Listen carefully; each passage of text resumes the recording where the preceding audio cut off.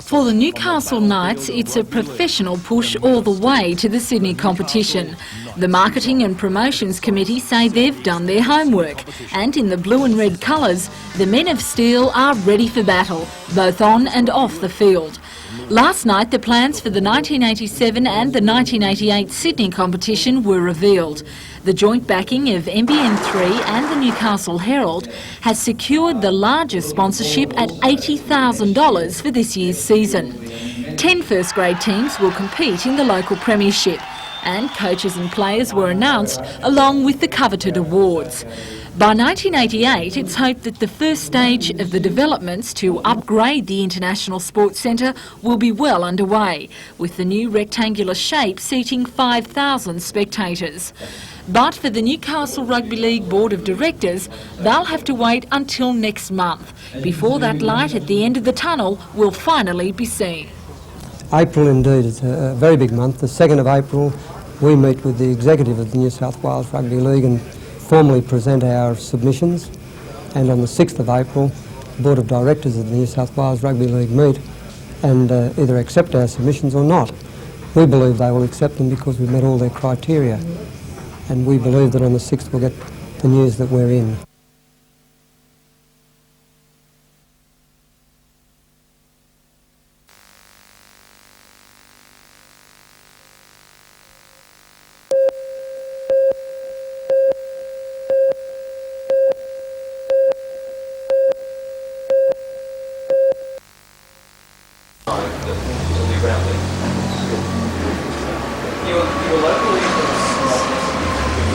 How much? 50, 400, 400,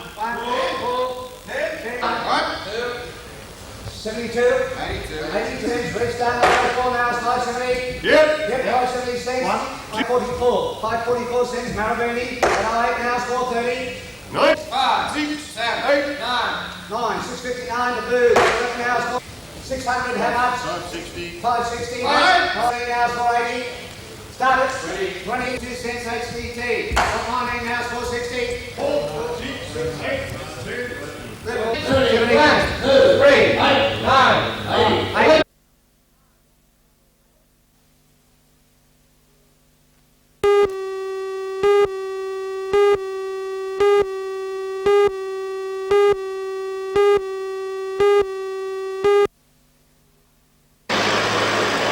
The Upper Hunter is finding it shares a national problem.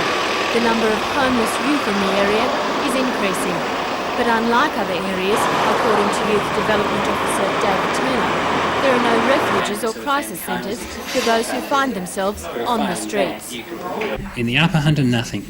The nearest youth refuges are available in Cessnock and Maitland and Newcastle, and all those services are fairly stretched. Youth and welfare workers from the 5 Upper Hunter Shires and representatives from the relevant government bodies met today at Singleton. They discussed how they could help the homeless in their area based on experience gained elsewhere. They also heard about facilities available in Newcastle and the Lower Hunter. David Turner says the problem is increasing, with very young children now found sleeping on the streets. I guess the age group would mainly be the over 16s age group, but there are young people as young as 11 and 12 who would be effectively without homes, and that means that they're sleeping rough. And what is there for them now?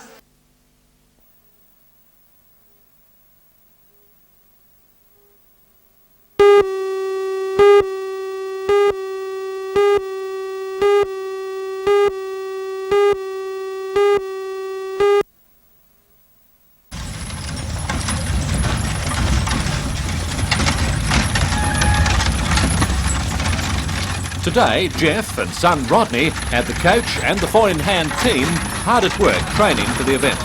On the 27th of April, they'll leave Echuca on the Murray River on the 930-kilometre journey, calling in at all the old Cobb & Co stops on the way.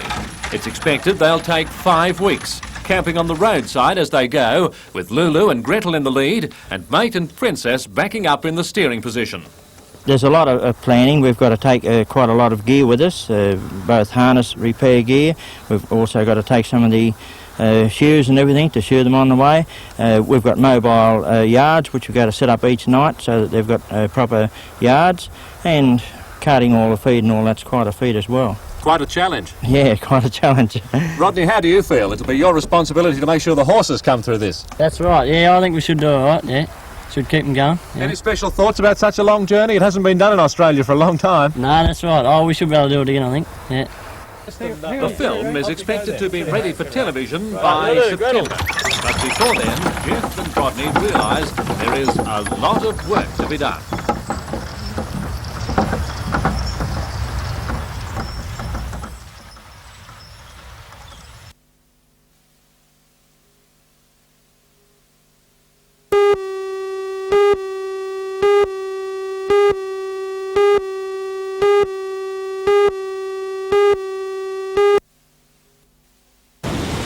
What had started as a fun day on Lake Macquarie yesterday ended in tragedy after a 12-metre motor cruiser called the Sonata collided with a 6-metre fiberglass half-cabin boat near Coal Point.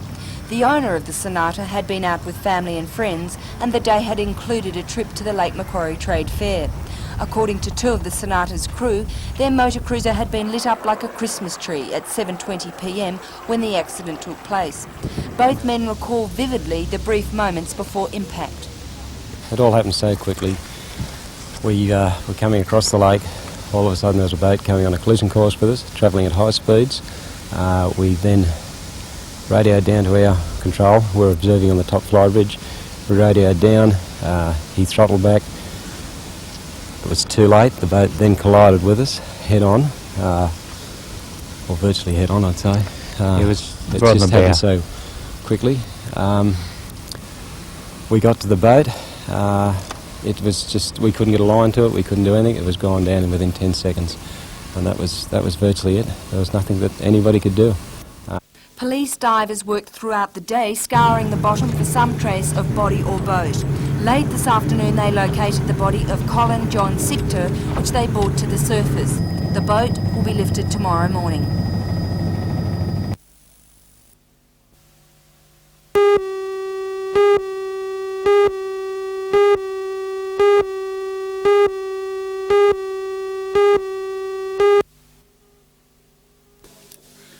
The body of 16-year-old Tracy Lee Kirk was discovered under a tarpaulin at Maitland Showground on Saturday the 18th of February 1984.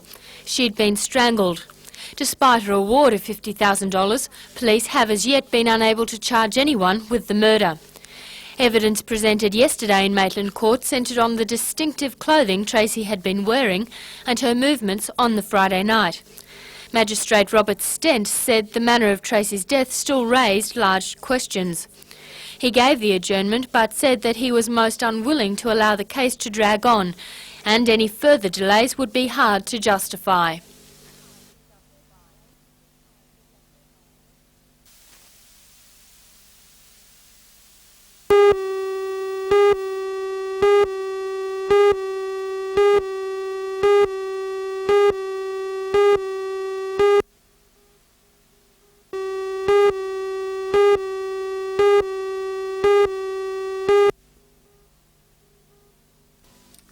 The residents say Coal and Allied and other coal authorities say the central route, the route favoured by the Department of Main Roads in 1983, will be affected by future longwall mining. A longwall mine is proposed for a substantial area of land under which the central route will run. Coal and Allied presently own that land. The residents' main objection is that if the western route, which cuts close to Seahampton, is approved, the main feeder road to the freeway will be George Booth Drive. They point out that a large section of George Booth Drive passes over the Coal and Allied land. Therefore, the objections coal authorities have to the central route equally apply to the western route. The environmental impact statement says George Booth Drive will be upgraded to handle freeway traffic if the western route is chosen. Gary Smith, speaking for the residents, says a number of questions have been put to the coal companies, but so far there has been no reply. There's nothing been addressed about subsidence under residential areas such as Esterville or parts of Barnsley, and a little bit of West Walls End, which will be undermined the same as the highway.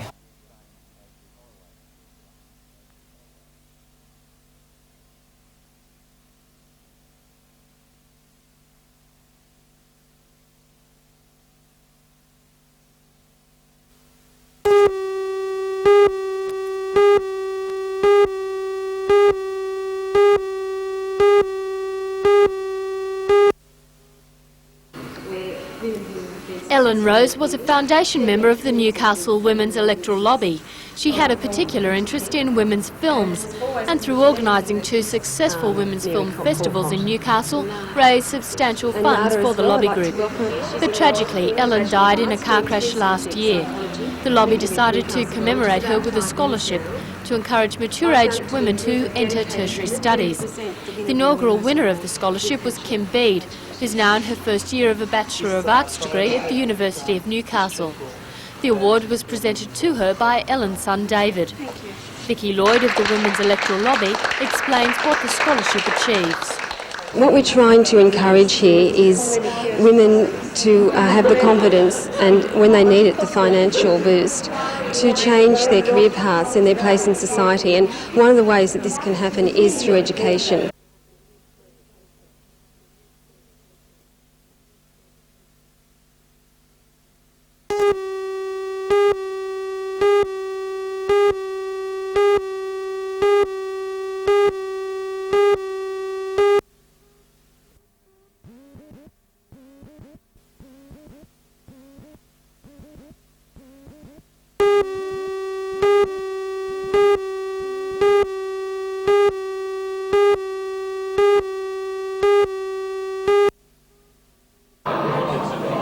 Joe Cox has spent 3 years and $180,000 inventing, developing and manufacturing the devices he has at home.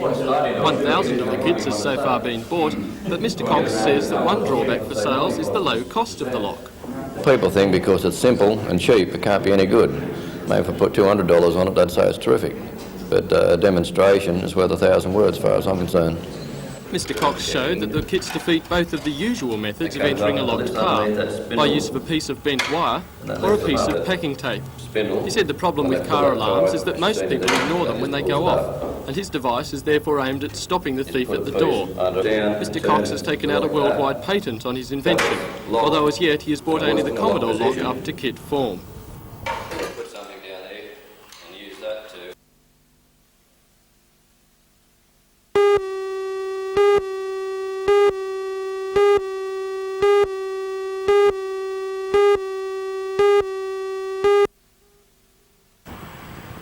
The driver training range has had a checkered history.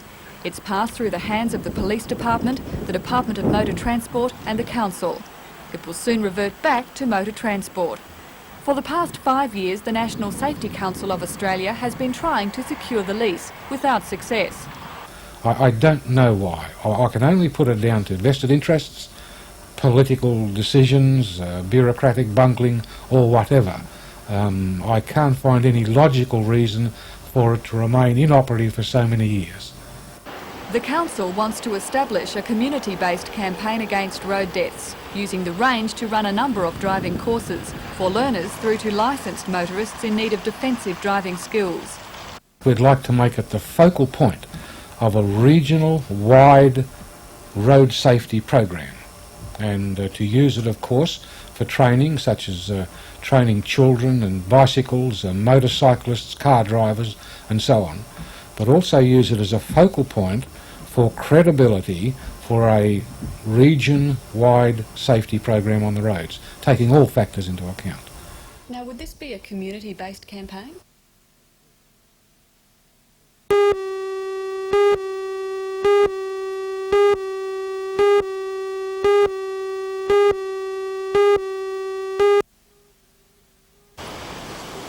Snapper Point is one of the most scenic spots in the Fraser Park Reserve, but it's also one of the most dangerous.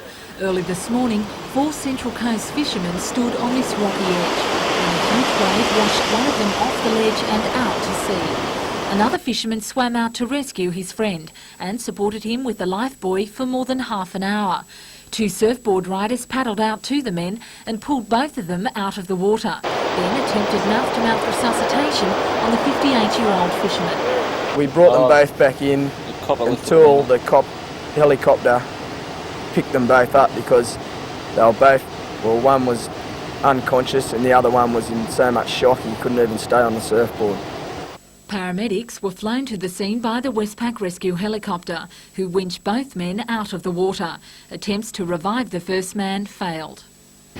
This spot is notorious for accidents. In fact, over the past 5 years, there's been more than 50 reported cases of people being washed out to sea, and some never returned. Despite constant warnings and signposts telling of the dangers, police can't understand why fishermen keep coming back. I don't know, the draw of the sea, I have no idea. They come back, they know the dangers, there's signs down there, there's also a memorandum to the people that have gone off on a plaque down there, and they read it and go down and fish. I have no idea. So what's the warning for fishermen? Don't come here. Don't come here to fish off the rocks. There's plenty of beaches. It's dangerous.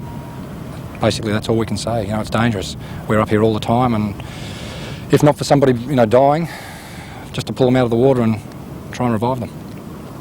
Right. Okay. What time do they...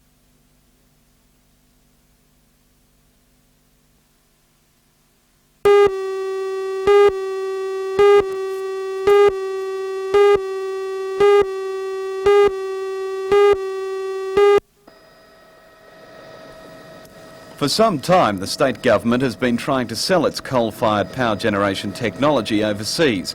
Only yesterday, members of an Austrade mission left for Egypt to discuss a deal there. Energy Minister Peter Cox says the Thai contract will be a major step forward in selling our technology. In Thailand, for example, there's some exciting prospects there. There's the prospects of a New South Wales coal company taking over the total operation of a port there, of coal port. Just as important, Mr Cox is still faced with streamlining the operations of Elcom. The Ravensworth coal washery inquiry brought several problems to the surface, notably the lack of communication in the Commission. Next week, the Minister will set up a committee to look at ways of making Elcom's coal activities separate from its other operations. Do you think the taxpayer will be happy with the result, the inquiry? Well, I think they will be, because it's been got hold of now, and I think the ultimate decisions that are made will mean improved efficiency in that overall operation. The Minister also remains confident the Electricity Commission can weather the proposed State Pollution Control Commission study into power station pollution in the Hunter Valley. He says he's already made sure the older power stations comply with the latest pollution control standards. Mr Cox was in Newcastle today to launch the Hunter-Newcastle 5-year Economic and Achievement Plan. The Minister hopes the plan will enhance the region as an industrial, commercial, tourist and employment growth centre. Overall, it'll bring a plan which government, the state government, the municipal authorities, industry and interested groups will be able to work towards.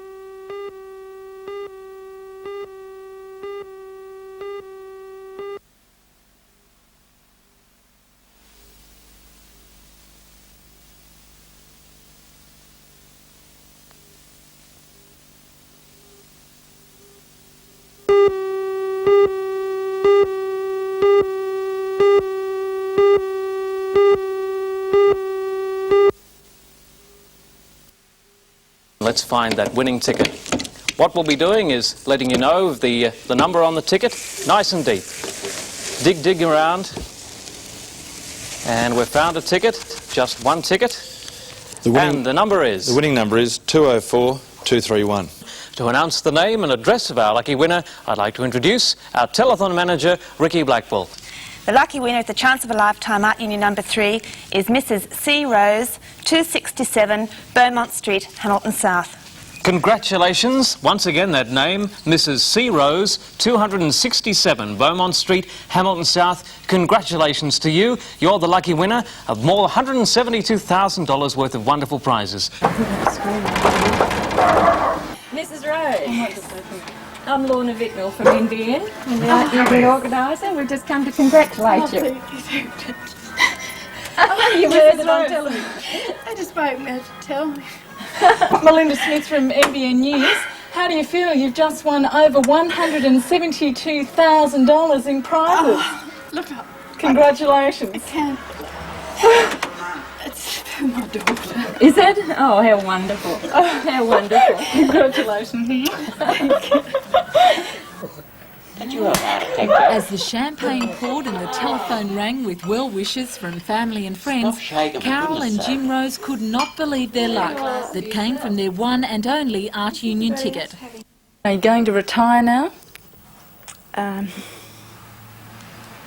Semi-retired. I'm semi-retired, but I just couldn't stop working. I have to plan on what I'm going to do now. No, I believe that you weren't even awake when the number was drawn. That's correct, yeah. I had a little snore. Actually, the three of us were.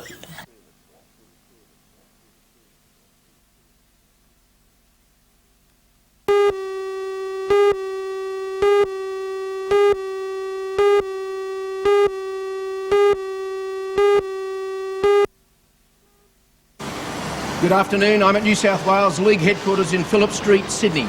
The good news was delivered today. We're in 1988. Full details of that approval in the news tonight at 6. For all the news, join us tonight at 6.